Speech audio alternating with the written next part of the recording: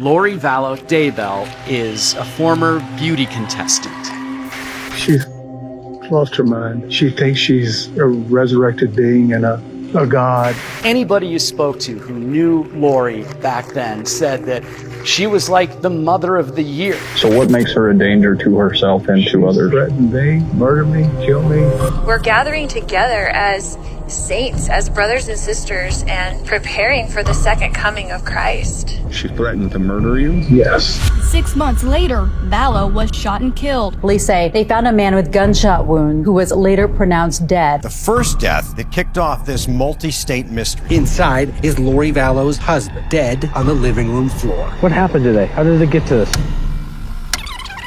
He said, "You're not Charles. I don't know who you are, what you did with Charles, but I can murder you now with my powers." So how does she pose a threat to your children? Lori, where are your kids? No comment? They've been missing for 4 months. You have nothing to say? Now, Lori Daybell appears to be somebody else. She has 2 missing children, JJ Vallow, Tylee Ryan. I don't know what she's going to do with them. I don't know if she's going to flee with them. She's going to hurt them. All right. Is it this house or the one with the flashing lights? Right there. Cars are all gone. I don't know where my kids are. Well, get in. Oh my God.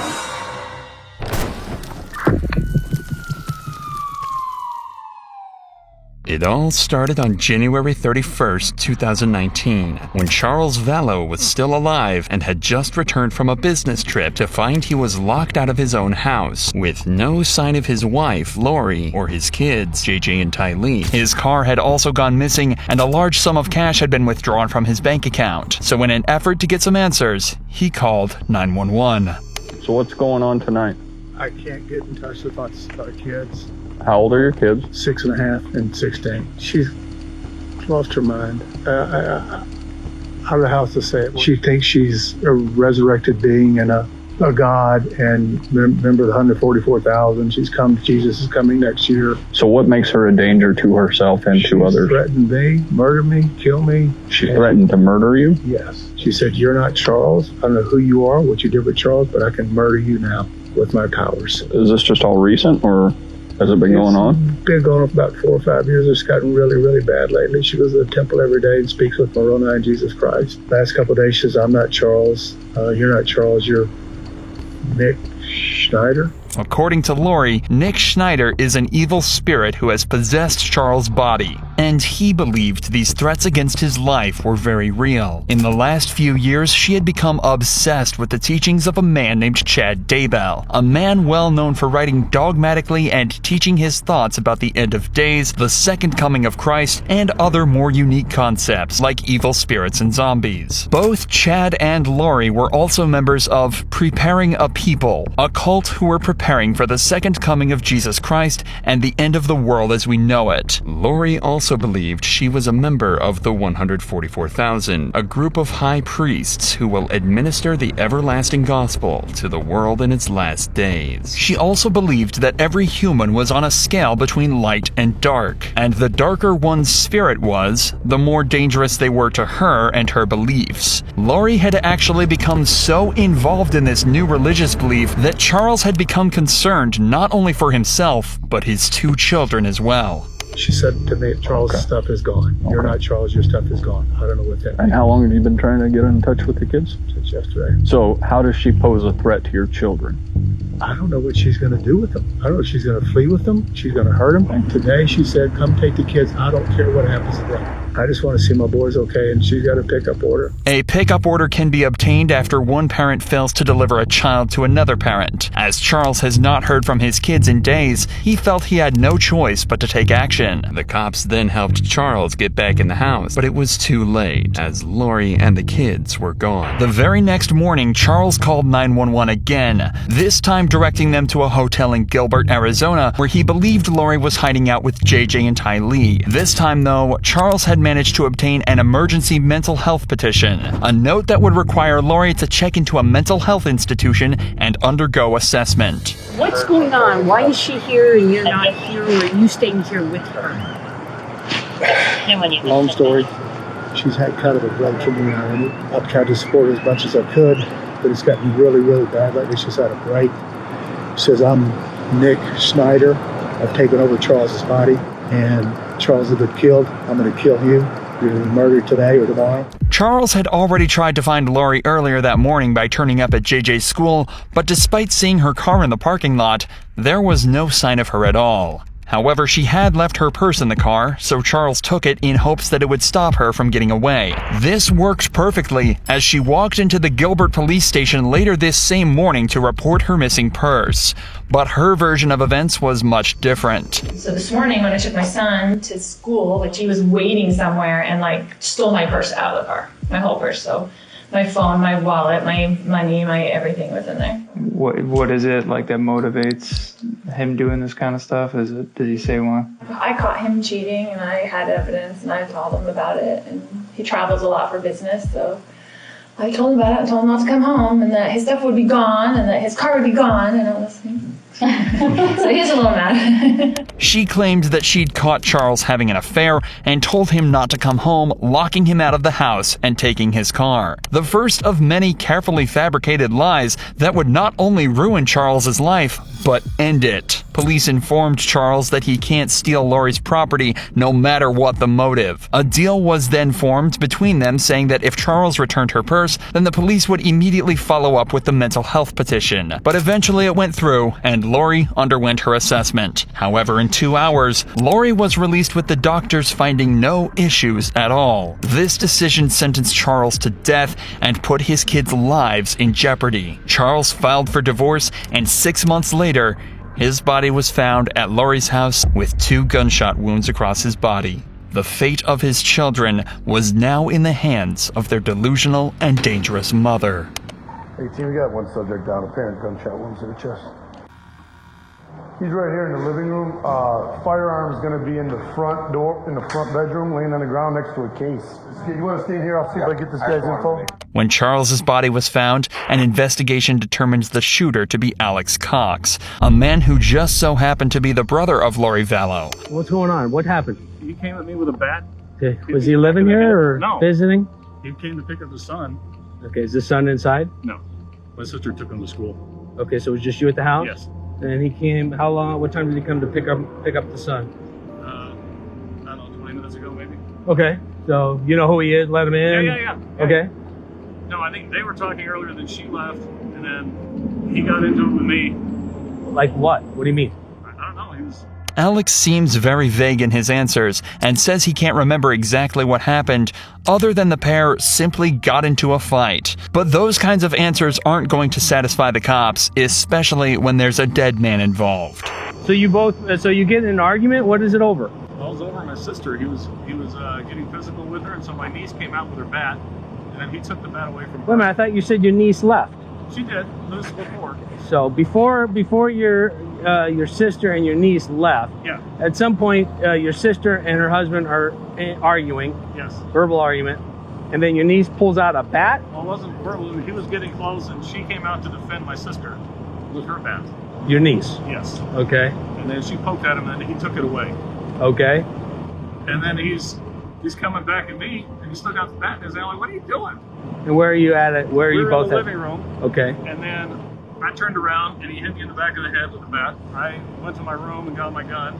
I always carry it. You went to your room, meaning the room you're staying in? Yeah. Okay, and you brought a gun with you? Yes. Do you always bring a Yes. gun? Okay, why didn't you stay just in your bedroom, close the door? Is that something you didn't think about, or? It didn't even occur to me. This final statement should actually have torn down Alex's entire argument, as it technically proves this wasn't self-defense at all. When Alex went to his room to grab his gun, he should have been able to usher his family inside, close the door, and stand his ground from there. Instead, he grabbed his gun and without a second thought, ran straight up to Charles and shot him. But at this point, there were still so many looming questions. The cops decided to bring in all parties back for an interrogation to try and get to the bottom of it all, and figure out exactly what happened to Charles. Start where you think it makes the most sense. Okay, so we moved into this house 3 weeks ago because he offered to get me a house here where all my family is when we were in Houston. We had decided to separate or whatever, so he's like, well, I'll pay for a house for you and for JJ and whatever, because he's all about JJ. He's never about Tylee, but he's all about JJ. Because we adopted him together. He's his great nephew. We adopted him as a baby. He came when we first moved in and brought me stuff from Houston, like a U-Haul, and then he hasn't been back. But it's all these threats on my phone all the time, you know, like whatever, all these things. And then he told me, what kind of threats? Just, he's always mad at me, right? And he doesn't want a divorce, but I don't like him and don't want to deal with him, so that's just how it is. So we married for 14 years, we dealt with it for 14 years, of him being horrible to her. Like, he gets in huge fights with her, a lot of things, but anyway. Immediately, Lori describes Charles as a man with violent tendencies who had a history of aggression against the women he had married. If she can convince detectives that Charles had a temper, it would make their version of events even more plausible. So he went back to the Houston house, and he's like, I'm coming on Wednesday night, and I'm going to come pick up JJ and take him to school Thursday, pick him up Thursday, take him Friday, whatever. And I said, Casey wanted to come to the house, and I said, you can't come stay at this house because you can't get along with Tylee. She's a minor, and she has to live here. Yeah. So because he gets in huge fights up there. Okay. And she hates him. And so I'm like, you can't stay at the house, so I will book you a hotel, because he stays in hotels all the time because he travels for business, and the business pays for it. What does he do? He works with teachers in their retirement plans, but he goes to them at their school. He mostly works in California. Okay. He has like books of business in different areas. And so he just goes wherever. Okay. It kind of just gives him freedom that he doesn't have to stay home every day and take care of special needs. Yeah. It's like an excuse, right? He came over in the morning and he's like banging on the door. I'm like, oh great, here we go, you know. And then JJ was like, oh, Dad. And then he was like, Mommy, and like ran to me and like holding me. He's like, you're not taking me to school. And I was like, it's okay, Dad can just drive you to school. It's not a big deal. You know, just trying to make it whatever. Calm. Yeah, calm. And then he was just being real smirky and real like jerky, you know, to me. And I was like ignoring him, whatever. And so he was like, but your brother lives there with you? No. Okay. He had stayed with me last night because I was worried he was going to come over and cause trouble with me. Okay. Just wanted someone else there, like my brother there, because I trust my brother. They would claim self-defense as the reason Charles was killed. And as the cops continue to question Lori, they start to believe this even more. He goes nuts. He's gone nuts on us a lot of times. Tylee and I have had to leave with JJ over the years, probably 5 times, and just stay in a hotel for 2 days because you don't know what's going to set him off. Like, she's mad at me for always, like, going back. But we had JJ and he's special needs, and it's really hard. Like, it's even hard to take care of by yourself. So you thought, and I don't want to put words in your mouth, but you thought it was possible that he was going to hurt you? Absolutely. He was going to hurt me and Tylee. Okay. Not JJ. He never hurt JJ. Okay. And he hurt my brother. Like, he was going, like, ballistic about it. Was bad. Okay. An angry husband losing his temper during a divorce is not uncommon, and feuding couples often come to blows, making her story more and more convincing. But according to Charles's ex-wife Cheryl, this was not the man she knew. She says they were married and divorced, and not one time, not 1 second, was he ever physically threatening to me, directly contradicting what Lori is saying. When you say he goes nuts, that can mean a lot of different things. Right. So, physical violence. He's never really, besides like grabbing us and pushing us, but not like punching us or something. But with Tylee, he has gotten physical. Okay. He went like he was going to hit her, but then I got in between them. Mm-hmm. So this morning he comes back in and... He comes back in, I won't give him his phone. He was screaming at me to give him his phone. He was very worried about whatever was on his text that he did not want me to see. And so I was just holding it there and he was screaming at me. And so Tylee came out of her room upset, and she had a bat, and she told him to leave her mother alone, like, right? So she was really whatever, and he's screaming at her, don't you hit me with that bat, blah, blah, blah. And then my brother heard all the commotion because he was in there, and so he came out into the main room, and he's yelling at Tylee, don't you hit me with that bat, and blah, blah, blah. And so Tylee, I guess, I don't know if she swung at him or what, but he like grabbed the bat from Tylee and then went to like hit Tylee with the bat. It was And I was right there, they were right there, and my brother grabbed him from behind, like just to stop him from hitting Tylee. They got into the thing, and he's hitting him with the bat, and they're on the ground, like grappling around or whatever. And then, and he hit your brother with the bat while they were grappling and stuff? Yes. But there are lingering questions left by the investigation. One such example being that the autopsy ruled one of the gunshots impacted while Charles was on the ground.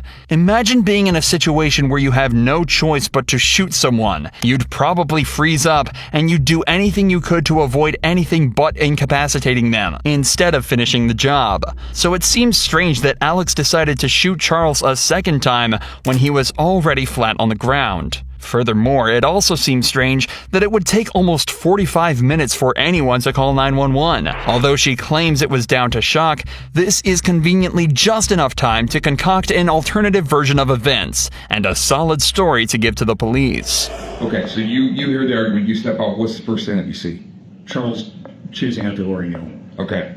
Had Tylee already gotten the bat? Did he already have the bat? Okay. No. So Charles is coming towards Lori. He's coming towards Lori, and I shoved him back. Okay. I said, "What are you doing?" Because he's coming at her aggressively. Okay. He's a big dude, so I wasn't gonna. So he's coming at her. Yeah. And you shoved him back. Yeah. What happened right after that? So I went into the bedroom where he was staying, grabbed my down. I came back. I said, "Put that bat down." He's like, "What are you gonna do?" So you're gonna threaten me? I was like, "No, I'm just gonna defend myself. So you put that bat down." And he goes, "What are you gonna do it like that?" And he came at me. Okay. And he'd already hit me in the head. So you gave him, how many times would you say you told him to, like, put the bat down? Once. Once? Okay. And then he started advancing towards you? Yes. How many shots did you fire? I fell with the couple. One of Lori's friends later reported that Lori had said Alex believed her theories about Charles being possessed by evil, and the reason he was at the house at the time of death is simple. He believed Charles was going to try and kill Lori and moved in with her to help keep her safe.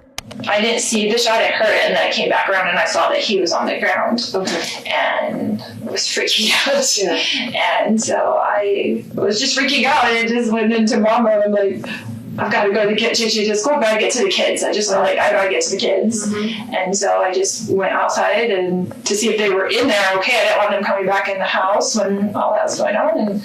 And Tylee was like looking at me with like their crazy eyes, like what just happened.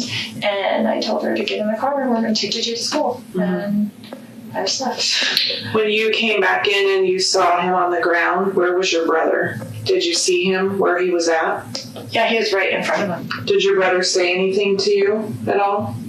Do you remember? No, we were both just in shock. Okay. Like, it was just I didn't say anything. I went out with the kids just to check on them first, and I was going to come back in maybe, but I didn't. I was like, I just have to get him to school. Okay. And call the police and come back, you know. Did you or your brother say anything at some point about calling the police or calling 911? Do you remember?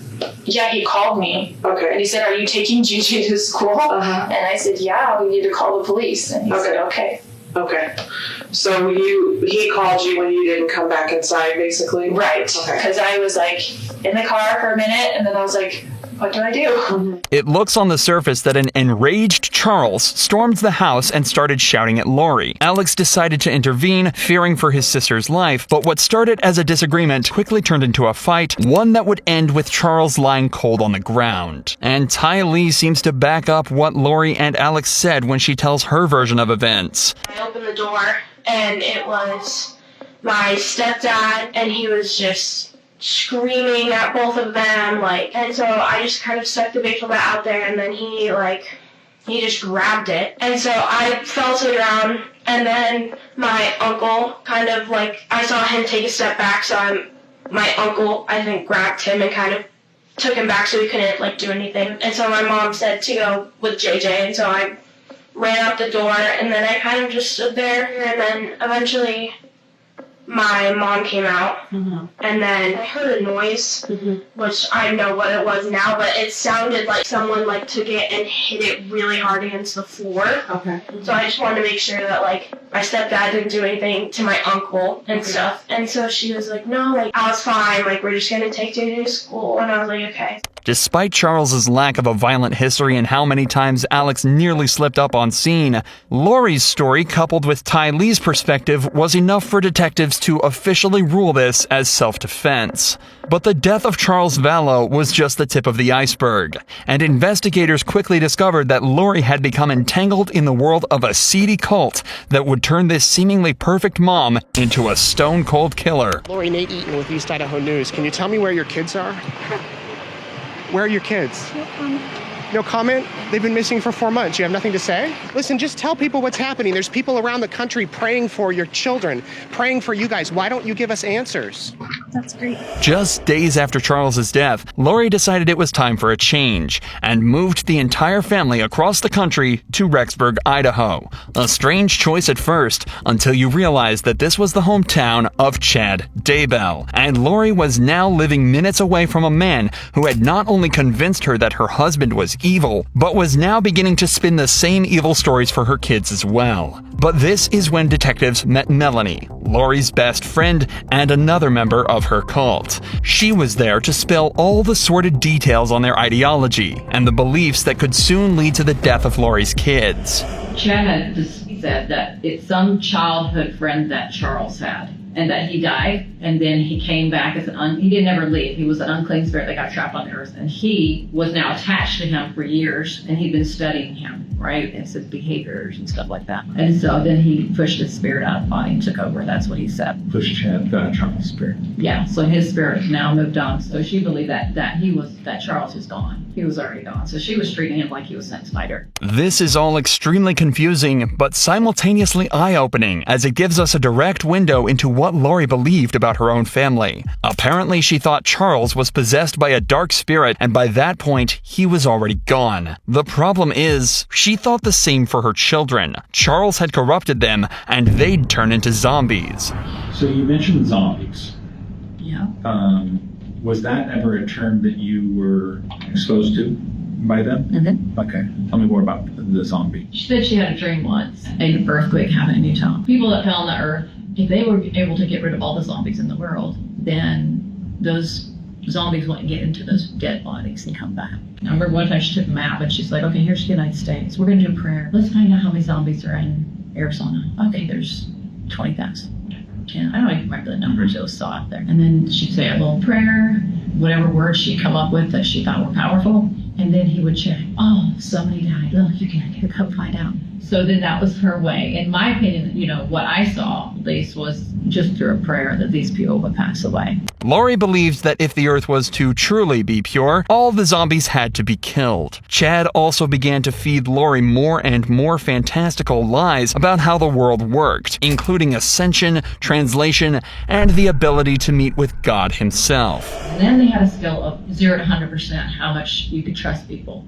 I was supposed to be like 97%. They were always building me up. Anyway, she would sometimes share like, oh, this person or that person that's not trustworthy, it's this person. That was their booking. More about, maybe you know or don't know, vibrations. So vibrations, yes, I'm aware of that too. So according to how he would check, he used that little pendulum thing on. I didn't know that in the beginning, but anyway, 1,000 was supposed to mean, if you got to 1,000, that means you're translated. Or you're beginning your translation. And then as you get higher in your vibration, you could portal at some point, maybe, I'm trying to remember what she would say, 2,500 maybe, or something like that. And so the more you went to the temple, your vibration would increase. So it's just like your light would increase, your vibration, that kind of idea. Okay. If that makes sense. Lori had become convinced she could speak to Jesus and appeared to be consumed by Chad's work. Not long after, their relationship began to heat up, and they even started a religious podcast together that showed, frankly, just how insane she had become. I too have seen the resurrected Jesus Christ, and he has told me my mission, and he has sent me to help people and lift them in their missions. Over time, Lori had become more outspoken with her beliefs of zombies and began to tell her friends about how many people had been consumed by evil spirits and demons. Lori then started telling her friends that her son JJ's behavior had changed, and that he had started telling her he loved Satan, as well as becoming more disruptive in the home. Had police listened to Charles Vallow when he feared for JJ and Ty Lee's lives, then they could have prevented the series of tragic events that followed. Only days after moving to Rexburg, Lori, Alex, JJ, and Ty Lee visited Yellowstone Park. This was the last time anyone saw Ty Lee alive. Things became even stranger on September 17, 2019, when JJ was spotted running into his Idaho home on a neighbor's door cam, never to be seen again. Months later, people started to realize that they hadn't heard from JJ in a long time, and Charles' parents called 911 to alert the police of his disappearance. Lori was caught lying to officers on November 26th after they had made a welfare check on JJ. According to Lori, her son was with her friend Melanie back in Arizona, but Melanie not only denied having him, but she also told police Lori had asked her to lie and pretend to officers JJ was staying with her. Then, in December, Alex died suddenly. His death was ruled as natural causes, but the amount of death and strange occurrences involving Lori was reaching impossible levels of coincidence. By this time, police were also extremely concerned for the welfare of JJ and Ty Lee, so Lori was served an order in January 2020 forcing her to prove that they are safe and well. However, the deadline came and went, and Lori was arrested 3 weeks later and placed on a bail of $5 million. But even after the arrest, both Lori and Chad remained silent and refused to give up any information on the kids. But finally, a further 5 months later, the police would get their answers when detectives initiated a search of Chad Daybell's property. There, they found the bodies of JJ and Ty Lee. JJ's body was found wrapped in duct tape and placed in a plastic bag, while Ty Lee had been dismembered and burned in a fire pit before being buried.